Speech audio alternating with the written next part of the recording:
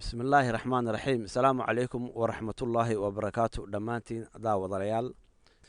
waxaan maanta xaggan fursad noo ah inaan fursad u helnay inaan walaalkeen rayaal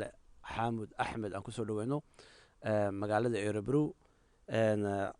nasiib wanaagna waxaan xaggan ku qaabilaynaa meel u dhow jaamacadda waa jaamacadda Örebro meel u dhow maaragtay library-geeda waxaan halkan ku falaqayn doonaa insha Allah dhacdooyinka kala duwan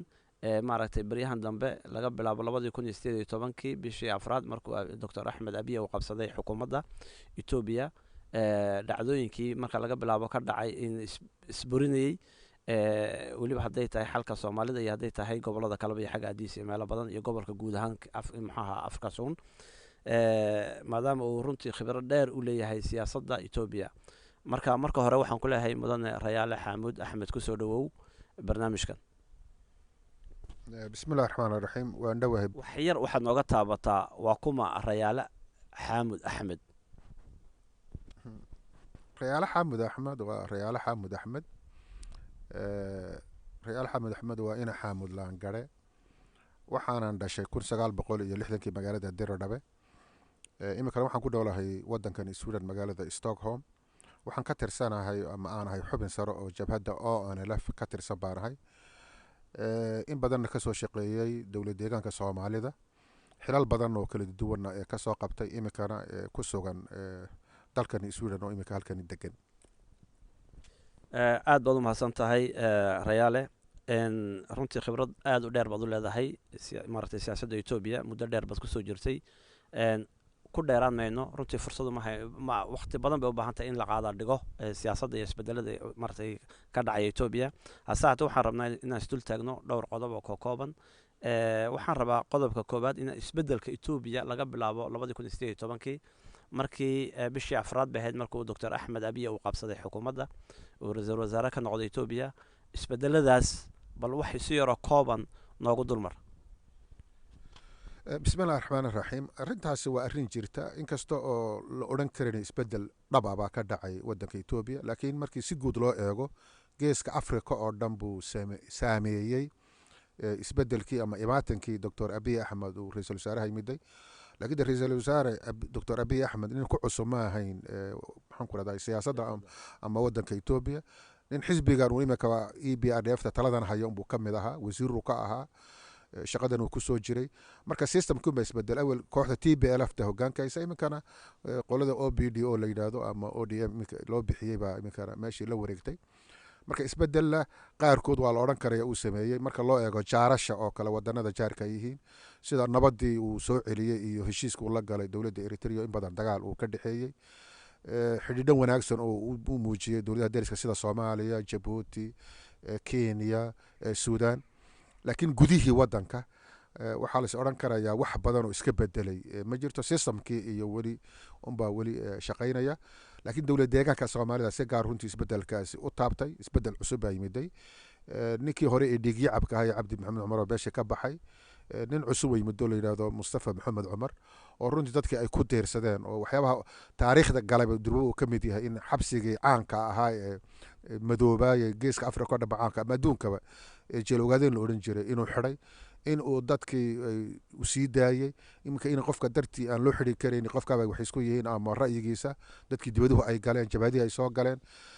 wax isbedeladaas oo dhan baa yimiday ay ka mid tahay wada hadaladii maxaan ku raadayay jabhadihii dagaalamayay ay dawladda Ethiopia la galeen oo taa loo tirin karayo ra'iisul wasaare Dr. Abiy Ahmed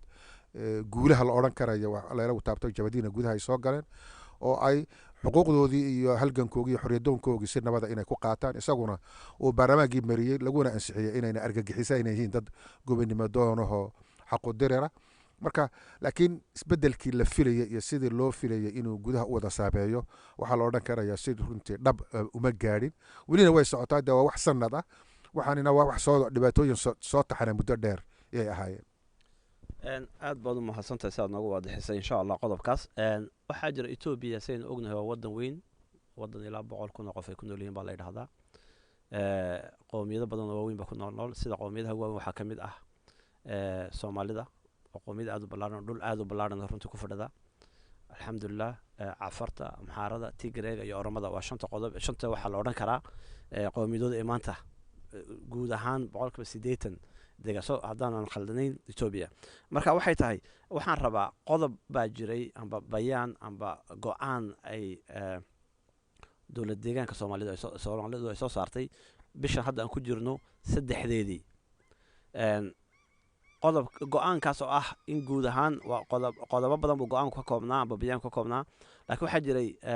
go-aan qodobka ugu muhiimsan oo ah in la sugo xuduudaha kililka shanaad, isla markaana dadkii meelo badan oo dagaal ay ka jireen oo xagga galbeedka shishe cundhufo cadayti madane markaasoo madane weliba 12 qof ay ku dhimatay oo lagu xasuuqay halkaas. dagaalada markaa ka dhacay go-aamada cadhadii ay ka qaaday xukuumaddu uu madaxweyne u yahay mustafa maxamed cumar,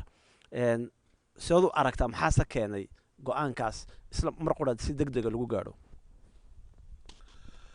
go-aankaasi go-aan runtii taariikhiyahoo baal dahaba ka galay buu deegaanka yahay, oo weliba waxqabadka madaxweyne mustafa maxamed cumar iyo kabinetkiisu ay runtii ay ka galeen buu ahaa oo ay qaateenna. marka laakiin taasi mid inu iska timide ma ahayne waxay ahayd sidaad sheegtay etoobiya waa ilaa 100 malyuun baa lagu tiriyaa. marka maamulkii hore wuxuu sameeyey ee TPLF to ay hormoodka ka ahayd inay qoomiyadaha ay isku wada direen oo dagaalo ay isku wada direen oo dagaalo badan ay ka dhaxeeyeen. go-aanka waxaa ka horreeyay bishani May 1deedii in magaalada Naasareed labada qowmiyadeed ee Soomaalida iyo Oromada lagu heshiisiyo bug cusubna runtii loo furay oo qodob aad runtii dadkoo dhan ay ugu dirsadeen, la sugayana in ficilkiisu yimaado. kani kale iminka ay qaateen bisha 3deedii bisha May 3deediina waxay ahayd deegaanadan gobolka City ka tirsan oo qabaylayaal ka tirsan matuulooyin ka tirsan oo cadayti cundhufo garbaciise in maamulkii hore ee dhiigyacabka ahaa cabdi maxamuud cumar iyo koox janaalo oo ku xidhnaa in ay ku wareejiyeen si sharci darra ah oo habeen madow ah in ay maamulka dowlad deegaanka Canfarta ay ku wareejiyeen, iyagoo taasina ay base ay ku ahayd ama saldhig ay u ahayd Tigreega oo dhul badan oo deegaanka Canfarta ka tirsan in ay maamulkooda ay ku darsadaan oo gobolka Tigreega lagu daro. marka bedelkeedii in la yiraahdo dhulka Soomaalidan waxay idin ka siinaynaa sidaana qodob iyadoon dastuur ahayn oo dadkii afti laga qaadin oo sharciga loo marin oo golaha federationka la marin oo dadkiina afti laga qaadin oo la weydiinin waxay yihiin in mataqaana habeen madow warqad loo qoro, taasoo dastuurka xataa Ethiopia ka hormaraysa. maxaa yeelay dastuurka Ethiopia wuxuu ku dhisan yahay qoomiyad marka dad Soomaaliyeed ama qoomiyadda Soomaalida in qoomiyad kale oo Canfar la yiraahdo lagu daro marka hore ba ahayd ba anti dastuurka wax ka hor imanaya oo sharci darra ahayd. 4 sanadood ba dadkaasi runtii cadaab ay ku jireen oo xataa heshiiskii waagaas la sheegay la qorqortay oo ahayd in maamulka Canfartu balbeelahaas ay xataa wax nolol u eg ay u samaysay xataa inay u sameeyeen oo dadkaas ay dareeyaysnaayeen bahdilnaayeen qowmiyadoodii iyo jiritaankoodii lagu ciyaarayo iyagoo Soomaaliya in la yiraahdo ma Soomaali ma tiidina ee waxa tihiin Canfar baa laydinka xukumaya. marka dacwado badan baa soo socday, dagaalo badan baa socday, deegaanasho la'aan badan baa deegaankaas xataa ka socday. labada qowmiyadood oo runtii dad walaalo oo deriso oo Ilaahay isbadayna ahayna in dagaalo loo waxaynayo dagaalo ay afuufayeen ama ay riixayeen qowmiyadda Tigreega iyo janaaladoodu ay ahaayeen. marka dacwado badan bay shacabkaasina gaduudo badan bay sameeyeen. markuu isbedelkan yimiday Dr. Abiy Ahmed ay banaanbaxayaan ay muujinayaan waxa ay doonayaan iyo rabitaankoodii iyo Soomaalinimadoodii iyo deegaankii asalka ay ahaayeen markii hore ay ahaayeen ee Soomaaliyeed iyo gobolka City in lagu celiyo. marka teebay dowladdanina runtii ay ka jawaabtay mudane mustafa maxamed cumar uu hoggaanka u yahay mid lagu diirsaday oo shacabka Soomaaliyeed oo dhamma meel kasta uu joogo gaar ahaan dowlad deegaanka inta ku hoos jirta banaanbaxyo iyo shirar badan lagu qabto lagu soo dhaweeyay buu ahaa. annaguna runtii aan soo dhaweynay, annaguna shakhsiyan runtii dadkii riixayena aan ka mid ahay oo aad aan ugu dirsanay welina aan ka sugayno ficilkii, laakiin go-aan geesinimo leh oo taariikhiya iyuu ahaa. maxaan ku radayay qolada qowmiyadda Canfartana aan leenahay dastuurka waa inaad aqbashaan dadkan awal markii horeba idinma ahayn. dastuurku wuxuu qorayaa in qowmiyadda la isku raaciyo. marka qodobkaasi qodob taariikhi ah oo soo dhaweynayno ficilkiisina aan sugayno dadka Soomaaliyeed ee maxaan ku radayay laga tirtiray jiritaankoodii iyo wixii ay ahaayeen in dadkoogii asalkoodii loo soo celiyo waa ficilkeedana waan sugaynaa waana rajaynaynaa. dowladda federaalka waxaan leedahay dastuurka aad u dhigtay qowmiyadaha waa in lagu dhaqmaayo qowmiyad walba inay dadka ay tahay la raaciyo. ma jirto qoomiyadda canfarta dad canfareed oo la raaciyey maxaan ku rahdaaye soomaalida ama meel kale lagu daray marka waa qodob غير دستوري oo dastuurka waa ka baxsan marka bayaankaasi iyo go'aankaasi go'aan aad geesinimo leh oo soo dhaweynayno weeyaan aad aan uga faraxsanahay suweynana maxaan ku rahdaaye ficilkeedii in dadkaasi ay u soo noqdaan dadkoogii iyo meeshii ay asalka u hayeen si ay u helaan xuquuqdoodii iyo jiritaankoodiiba soomaalinimadoodiiba waa la baabiyey inay u helaan iyo wixii kale xuquuqa qayrkood ay wada leeyihiin oo idilba waxaad soo hadal qaaday in bishan hadda aan ku jirno kowdeedii naasireed kulan uu ka dhacay qoomiyadda soomaalida qoomiyadda oromadu ay maaragtay ku kulmeen kaasoo weliba maaragtay lagu heshiiyey waxaa ka mid ah waxyaabihii lagu heshiiyey in af soomaaliga idaacadda oromada laga sii dayn doono saacado waqti xadidan sidaasi la egna af oromada laga sii dayn doono sida jigjigo oo kale sidaad u aragtaa yani isbaahaysigaas miyayna soomaalidu iyadu keligeed istaagi karin qoomiyad jirtay ahayn oo istaagi karaysa oo mustaqbalkeeda iyadu xukumo karaysa mise waan u baahannahay inaan ku tiirsanaano qoomiyadaha kale wallahi aad ka jawaabay waanad asiibtay runtii waxa weeyaan soomaalidu marka koobaad waa dad soomaaliyeed waa qoomiyad soomaaliya waa dad jira waa dad taariikh iyo dhul iyo leh oo la yaqaano oo soomaaliya la yidhaahdo uma baahna markastaba in lagu rakcadeeyo ama lagu laro ama maxaan ku rahdaaye lagu misbaareeyo qoomiyad kale ama dad kale keligood jiri karaan taas waa xaqiiq annagu soomaali baan nahay oromona waa oromo amxaara waa amxaaro tigree waa tigree waa qoomiyadahaas uu geeska africa oo dhan ku wada beeray sawaxili waa sawaxili kenyaati waa kenyaati qolo walba dee meel buu alla dhigay dhinaca kale ma xuma in maalan la isbahaysto jaarka la ilaaliyo waxyaabaha dadka ka dhexeeya oo badan baa jira qoomiyadaha qaarkood ama luqad ha noqoto ama deris ha noqoto ama dhalasho ha noqoto waxaasoo dhan laakiin waxaasoo dhan waa inay noqdaan wax qoomiyad walba aanan ka tirtiraynin ama aanan ka masaxaynin maxaan ku rahdaaye jiritaankeeda iyo asalkeeda iyo waxa ay tahay marka in mar kastaba lagu soo kolba qoomiyad lagu laro oo mar la yidhahdo koshitig baa tihiin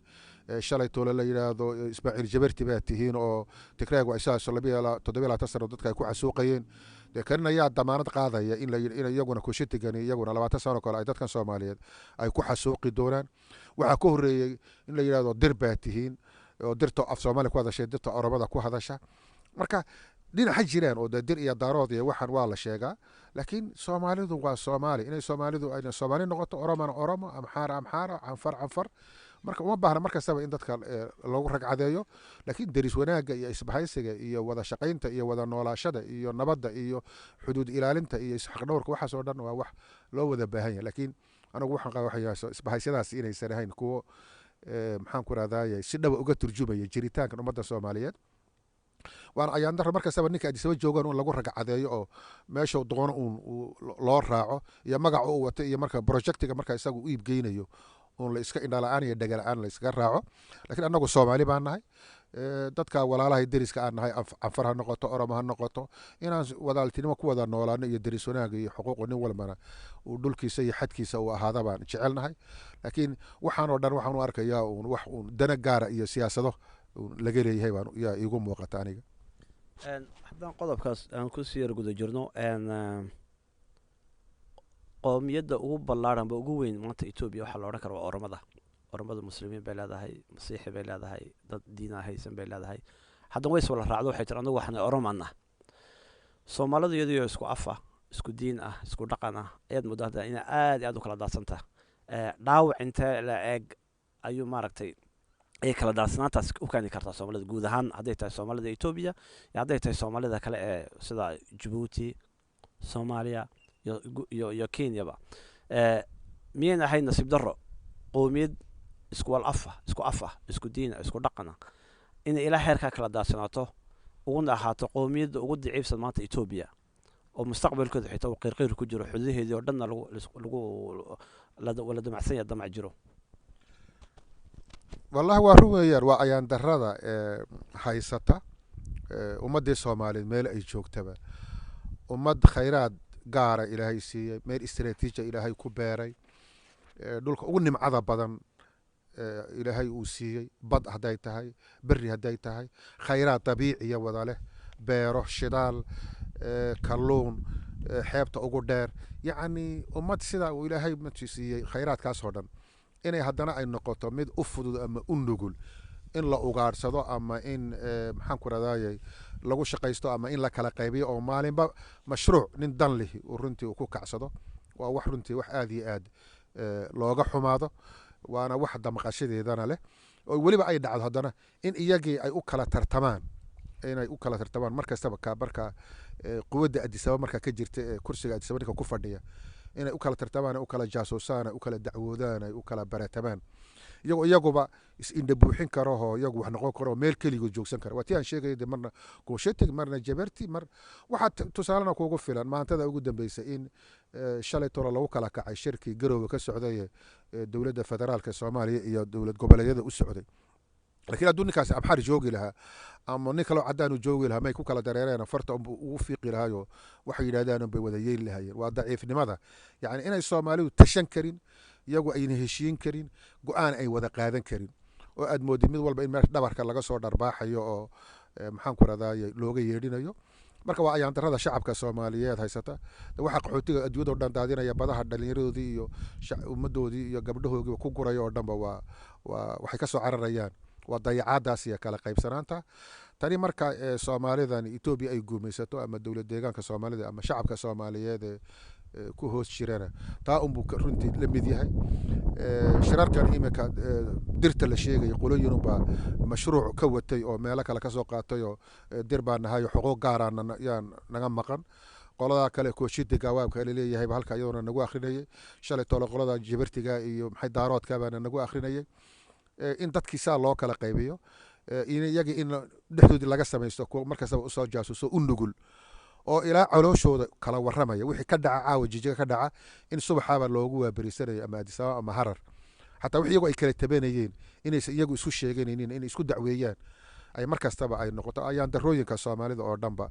haysataa la odhan karaya marka waa xaqiiq weeyaan waa soomaali iyada iskabtay iyada halkaa isdhigtay ma dhacdin cadowgoodu inuu ku dhiirado inuu sida soomaali iyaday ahayd in loo baryo tago saf loo galo laakiin dawaadigaa arkaya waxaan rajaynayna ilahay inuu soomaali u israaciyo uu tuso quwadooda iyo waxa ay yihiin iyo meeshay degan yihiin iyo waxay ka dhigan yihiin macnaha ay ku fadhiyaan inuu ilaahay tusaan ilahay uga baryayna waxaan u maleeyaa hadda gabagabadii baan ku jirnaa insha allah go-aankan ama bayaankan ka soo baxay dowlad deegaanka soomaaliyeed ma u maleysaa inay tahay dhagax dhigii amba tallaabadii koobaad ee ay soomaali isku raaci lahayd khaasahaan soomaalida etoobiya kelmadda horta soomaalida etoobiya anu kulley sas baan ka qabaayo ma jecli maxaa yeelay oromada etoobiya tigreega etoobiya maxarida etoobiya ma jirto marka soomaalida iyo etoobiya ismala waa nin yidhi waan dhaarano wallaahi tallah yidhi maanta dad wallahi talladaa ku haysa waxa lagu haysan oday yaro iska ciyaaraya unbaa lagu haysta lakin wallahi bil haddaa tiri waxa la odhanaya war uu dhaartay ninkani marka etoobiyana waa etoobiya soomaalina waa soomaali marka sida awgeed laba isqaadan karaya maaha annagu soomaali baan nahay in la yidhahdo dowlad deegaanka soomaalida ama maxaan ku radaaye soomaali galbeed ama maxaan ku radaaye kililka xataa haddii la yidhahdo way roon tahay laakiin in etoobiyana la yidhahdo waa aad baan runtii anigu kolley uga soo horjeedaa marka go-aankan iyo dhiiranaantani iyo sidii shacabka soomaaliyeed oo dhan uu u soo dhoweeyey waan is odhan karayaa miftaax bay noqonaysaa weliba haddii la dhaqan geliyo durba dagaal baa lagu soo qaaday go-aankii meelo badan baa laga turturqayaa laakiin hadduu sidaa u dhaqan galo madaxweyne mustafa maxamed cumarna fursad buu haystaa maanta uu ku fulin karayo ku muujin karayo rabitaankiisa isagoo ka jawaabaya shacabku waxay doonayaan marka waa yididiilo fiican waana qodob fiican oo runtii dhiirigelin leh oon rajaynayno in uu albaab u noqdo ama furo unu noqdo go-aano kale oo geesinimo leh oo maslaxad u ah shacabka soomaaliyeed ee muddada dheer ee gumaystaha ku hoos jiray iyo dulmiga iyo cadaadiska kala qaybinta iyo kala qaybsanaanta iyo kala qaadqaadista okay marka haddaan si fiican ku fahmo waxaad runtii aada uga hadashay inta badan isla qodobkii baan ku guda jirnaa soomaalinimada iyo muhiimadda ay leedahay marka ma waxaad is leedahay soomaalinimo unbaa wax lagu heli karaa qodobkaaga haddaan runtii aan kusoo yar noqdo iminkaad ka hadlaysay soomaalida etoobiya marka la leeyahay kulley waxaa looga jeedaa umaleedee soomaalida juqraafi ahaan ku nool waddanka etoobiya marka haddii soomaalida etoobiya amba soomaalida maanta aan ka hadlayno ee kililka ku nool ay isqabsato unbaad maaragtay islaada miyaa in sanbaa lagu guuleysan kara wax lagu heli karaa anigu ma aaminsanin soomaali etoobiya degta etoobiyana waa etoobiya soomaaliduna waa soomaali waa shantii soomaaliyeed ee gumaystaha reer yurub ay qaybsadeen abasiniyana ay ka qayb qaadatay waa waqti taariikh la yaqaano waqti la qabsaday ilaa imikana la haysto marka dadkaas waa dad soomaaliyeed anagu etoobiyana waa etoobiya dadaan shaqo isku leenay maahayn imika duruufoon baa isku kaya dartay marka anigu soomaalinimadan leeyahay soomaalinimadan ku faanaya soomaali baanahay waxaan soomaali ku waayey koshitiig iyo jabarti iyo dirdir iyo daarood iyo kuma noqon karay waxaan soomaalinimo ku waayey soomaali baanahay soomaalinimadan ay deeqda ninna magan uma yihi madaxa waa inaan taagaa nin walban anaa ka sarreeya maxaan ku rahdaaye taariikhda geeska afrikana soomaali baa dhigtay axmed gurey sayidkii s y l marka sidaa awgeed nin magan u noqdo oo dad kale daba joogsado isku ragcadeeyo oo maxaan ku rahdaaye la-aantii joogsan karaynin ma ihi soomaali baana soomaalinimadana iyaana runtii ideeqda waana taan qof kastaba aan leeyahay qof kastoo soomaaliya waa inuu madaxa taagaa maxaa yeele isagaa weliba maanta loo baahan yahay dhulkiisa iyo meesha uu degan yahay isagaa baahi loo qabaa marka waa in isaga maxaan ku saf loo galaayo ninkii magac laga baxay waa inuu soomaali xad xagga dambe ka raaciyo haddii uu doonayo inuu jiro marka aniga soomaalinimadan ku faana ku faraxsanahay ilaahina aan ugu mahadina ilaahigii soomaaliga iga dhigay weliba halkaana runtii igu beeray marka sidaa awgeed ninban maganuma ihi waxaan imikan oo dhanba waa wixii anagu aan abuuray ilaahay ka soka aan wax ka dhignay markuu qarankii soomaaliyeed uu jiray calanka uu taagnaayay soomaali ahaa qoomiyadahan sheegayn oo dhanba tigreegan iyo oromadan iyo amxaanadan oo dhanba annagay magan noo ahayeenoo muqdisho kulligood saf kuwada jireenoo wada qaxooti ahayeenoo baasabarka soomaaliga meel walba ku noqonayeen macna ku lahayeen marka sida awgeed haddii maanta aan kufnay waan kici karaynaa waxaan ku kici karaynaa soomaalinimo inaan gacmahan iswada qabsanno inaan soomaalinimadeennana aan ku faano oon maxaan ku radayay aan madaxa sare u taagno annagoo ninna aan isku ragcadaynaynin nin kalena aan magaan u ahay nin kalena aan isku toosinaynin ugu dambeyntii waxaa jira maalmihii lasoo dhaafay waxaa lasoo sheegay in magaalada Hadhagaala laga helay shidaal aad u badan iyadoo isla magaalada markii hore laga helay biyo aad u badan biyaha ugu badan ee Ethiopia marka webiga laga reebo marka isbedel intee lag dhaqaale ahaan shidaalkaas iyo biyahaas ay ku keeni karaan in maartay deegaanka Soomaalida والله سادو sheegteen waa run weeyaan shidaal badan baa laga helay dhulka Soomaalida Ethiopia ay gumaysato oo dhanba ha noqoto gobolka City ha noqoto gobolka Afdheer Goday Qoraxay Faafan gobolka oo dhanba dawlad deegaanka Soomaalida oo dhanba waxa laga helay shidaal aad iyo aad u badan ya baaritaankii ugu horeysay iyo doonisi ugu horeysay lagu soo wada helay taasina waa taa runtii keeni karaysa khatar badan oo dawladaha waaweyn meesha isku qabsadaan oo Shiini iyo Yurub iyo Mareykan oo dhanba imika durwa focus ka saarayaan shidaalkii carabta khatar badan ku jira meesha ku yiila ama si dhamaanayaba laakiin karisa uu dihan yahay waliba ka ugu qiimaha badanna uu yahay marka waa nimcad dibkeegana leh faa'iidadeena leh laakiin waxay u taala dadka Soomaaliyeed oo dhanba khayraadka iska wada nin kasta oo Soomaaliya ma aha uu kaliyaatay shacabka Soomaaliyeed ee dawlad deegaanka Soomaalida ku nool khayraadkaasi ma laha qof kasta oo Soomaali baa leh Soomaali waa Soomaali xuduud ma kala laha marka sida awgeed khayraadkaas oo dhanba iyadana ilaalsanaysa iyaga oo la qanciyo oo raali ka ah oo inta ugu badan iyagu hela manfaceega shaqaaliheega waxtarkeeda iyaga la geliyo mooyaane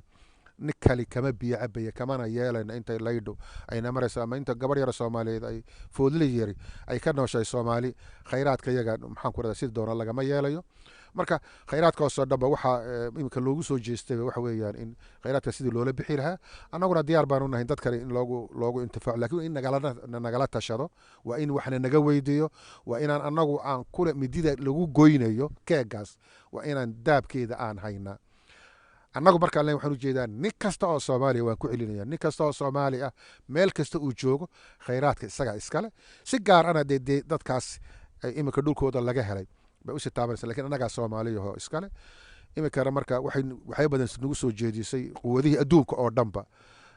iminka in lagu soo wada jeesto oo si gaara runtii loo wada daninayo. etoobiyana wayba kasii xag jirtaa 100 malyan ee wada gaajada ay rafaadsan oo dhanba waxa iminka usoo qaltaagayaan waxa weeyaan shidaaladan iyo khayraadkani. laakiin kuwaana waxaan leenahay waa in dadkani number 1 laga talageliyo, lagala tashado, waxtarkeedana iyaga number 1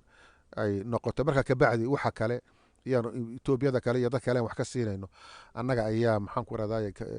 noqonayna dadka qaybinaya keegaas ma aha mid annaga noo qaybini doono. marka waa wax lagu farxo alxamdulillaah rabbil caalamiin oo rajeynayna Soomaalidu inay ka bixi doonto faqriga iyo dhibaatooyinka iyo qaxootiga iyo tahriibka iyo dhibaatada oo dhanba. inta badan waxa ugu wacan weeyaan khayraadkeedan oo wali aan antifacsan ama aan u soo bixin waxa tahriibinay mooyaane qabowgan iyo barafida ma joogneena cigaal baan wada xidhnaa sida carabta dhulka iyaga iska wada joogi lahaynba. kaasi wuxuu ahaa mudane Rayaale Xaamud Axmed oo warbixin ballaaran naga siiyey runtii isbedelka ka dhacay ka socda hadda ahaan Ethiopia. isbedel markaan leeyahay marka dhinaca wanaagsan oo quran maahan dhinac kasta noqon kartaa iyo maaragtay arin ay maaragtay go'aankii ugu dambeeyay ee dowladda deegaanka Soomaaliyeed ay soo saartay bishan hadda aan ku jirno 3deedii yahayd. asha ugu dambeysaan rabeyna ku weydiiyo waxay tahay maxaa dardaaran aad u soo jeedin guud ahaan ummadda Soomaaliyeed oo dhan iyo ummadda Soomaaliyeed ee Ethiopia ku noolba. bismillaahir rahmaanir rahiim. waa runtii waxaan oran lahaa number 1 waxaan la dardaarmayaa ummadda Soomaaliyeed meel kasta ay joogtaba. kelmadaydii markii hore aan dhibaan ku celinayaa oo ah Soomaaliyey ilaahay ha idin tuso quwadiina, ilaahay ha idin tuso meesha aad degan tihiin, ilaahay ha idin tuso waxa aad tihiin, ilaahay ha idin tuso waxaad ka dhigan tihiin, waxaad gudaan iyo waxa aad gashaanba. waxaanad ogaataan waxaad Soomaalinimo ku weydeen. waan ku celinayaa waxaad Soomaalinimo ku weydeen gobolna kuma helaysaan, reerna kuma helaysaan, deegaan gaar kuma helaysaan, waxaasoo dhan kuma helaysaan oo kale in aad mar kastaba isku ladhaan ama aad isku lamaanaysaan dad kale oo shisheeye ah, in aad quwado kale aad isku xidhaan, inaad quwado kale aad idinku isku dacweysaan, inaad idinku is arki weydaan, inaad idinku is indhabuuxin weydaan, in aad mar kastaba aad isku dacweysaan dad kale oo cadowgeena ama aanan nasiix aanan idiin ahayn. Soomaalinimadu ha idin deeqdo. Soomaalinimaana deeqda. taariikhda akhriya, dib isku eega, idinku is indhabuuxiya. wixii aad iskala garan weydaan, waxaad iska tabanaysaan, idinku isku daya in aad isku tanaasushaan ood is aqbashaan ood ka sheekaysataan u soo degtaan ood miiska wada hadalka iyo geedka hoostiisa aad wada fadhiisataan. waxaa badan inta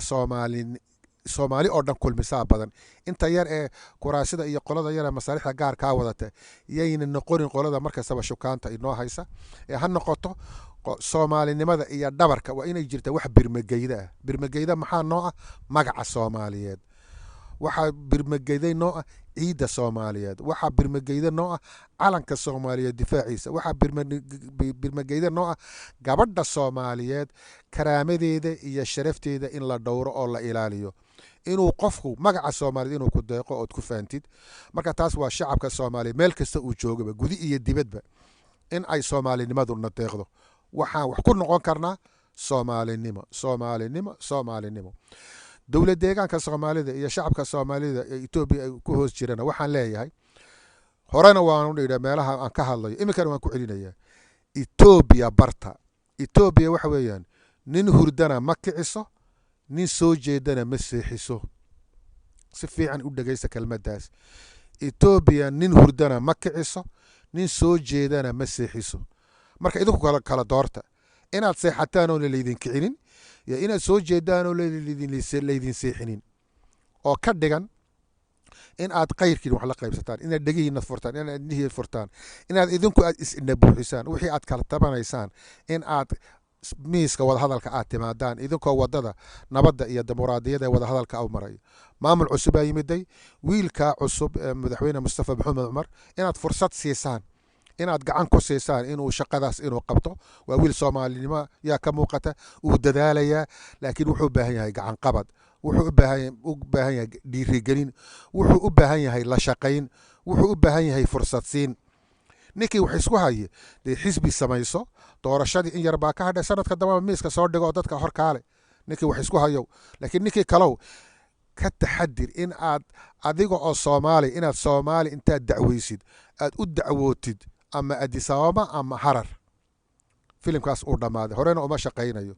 jaraladii Harar la isku dacweyn jiray waa laga gudbay, filimkaan soo daawanay uuna gubtay. Addis Ababa la isku dacweynayana iyaduna waa sidoo kale. maxaad ii dacweynay anigaaba joogo kulaba war maxaad iga tabani, maxaan qabtaa, maxaan kula qabtaa, maxaan yeelnaa, ila tali ila tash anaaba kula wax walba ku ole, maxaad iga carari. Addis Ababana dastuur baa jira,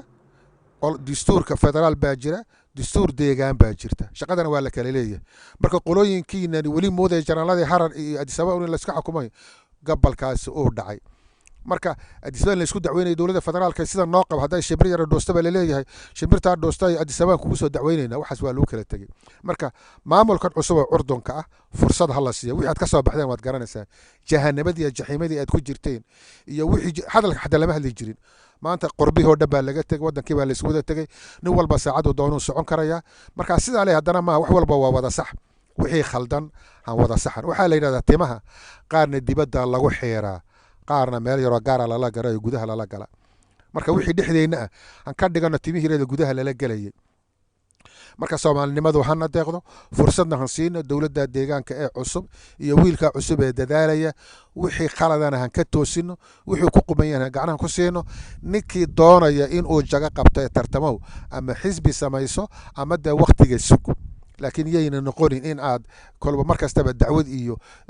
gurub iyo magacyo kale iyo ragcadayn iyo marna dir iyo marna koshitiig iyo marna maxay ahayd jaberti iyo waxaan gari. annagu jabertina ma naqaano, dirna ma naqaano, daaroodna ma naqaano, soomaali baan nahay. soomaalinimadana na deeqays. waxaan soomaali ku waayo kuma helayo, walaa dir walaa daarood walaa jaberti walaa koshitig walaa oromo laysku xoqo walaa amxar laysku xoqo walaa tigray laysku dacweeyo. taana qoladaasaan odhanaya. waxaan kaga baxay ku celcelinaya waxayaan soomaalinimadu hana deeqdo, soomaali baan nahay, madaxa sare u taaga, soomaalinimadiinana ku kalsoonaada, ilaahayna ugu mahadiya halka uu idin dejiyey iyo inuu soomaali idinka dhigay. marka maantana weliba khayraadkii adduunka ugu qiimaha badnaaba waddankiina laga helo, cid walbaa saf idiin soo gelaysa, idinku saf ha u gelina shisheeye iyo cadow kale. soomaalinimaduna ha waarto ha jirto. wasalaamu calaykum waraxmatullahi wabarakaatu. aad baad u mahadsan tahay. kaasi wuxuu ahaa mudane siyaasigii weynaa ee Soomaaliyeed, mudane Rayaale Xamuud Axmed, oo nagu soo booqday runtii magaalada Erebro. waxaan xagaa ku waraystay Xarbi Caamir oo ka socda Hawraarsan podcast.